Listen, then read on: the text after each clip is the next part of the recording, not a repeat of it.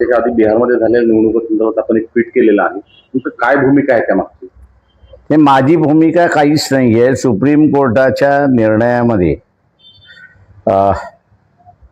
Paragraph 170 की 171 आणि त्याच्यामध्ये 184 की 182H कन्क्लुजन जे आहे, या दोन्ही पॅरेग्राफमध्ये सुप्रीम कोर्टाने असं म्हटलेलं आहे की इलेक्शन कमिशनला नागरिकत्व ठरवता येत नाही. हे सुप्रीम कोर्टाचं मत आहे. तर इथे चीफ जस्टिस ऑफ इंडियाने सुद्धा इंग्रजीमध्ये ज्याला म्हणतात कॉल स्पीड अ स्पीड, म्हणजे तलवार असेल तर त्याला तलवार म्हणा, बंदूक असेल तर म्हणा त्याला बंदूक म्हणा, अशा पद्धतीचं असणारं वागणूक त्या ठिकाणी दिसलेली नाही. जजमेंटमध्ये म्हणतात की बाबा इलेक्शन कमिशनला नागरिकत्वाच्या संदर्भात अधिकार कुठेच दिलेला नाही. त्याच्यामुळे प्रश्न हा उभा असतो की हे नागरिकत्वाच्या नावाखाली इलेक्शन कमिशननी 90 लाख मतं आसाममध्ये, तेवढीच मतं असणारा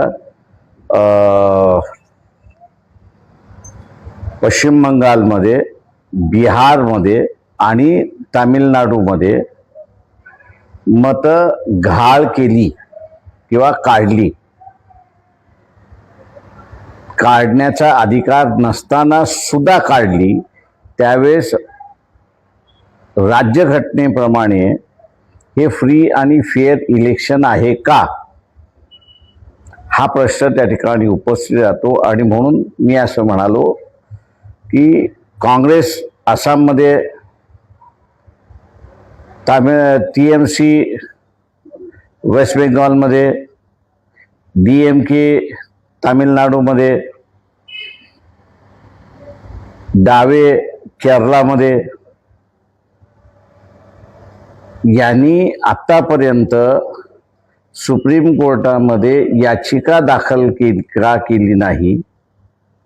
किंवा जर सुप्रीम कोर्ट असं म्हणतंय की हे वगळणं गैर आहे, अनकॉन्स्टिट्युशनल आहे, इलेक्शन कमिशनला अधिकार नाही, तर ह्या चारही राज्याच्या निवडणुका रद्दाची रिट पिटिशन का दाखल केलेली नाही, हा मला वाटतं प्रश्न त्या ठिकाणी उपस्थित राहतो. माझा सल्ला आहे या पक्षांच्या प्रमुखांना की आपण असणारं सुप्रीम कोर्टामध्ये ह्या निवडणुका रद्द करणारी याचिका दाखल करण्यात यावी.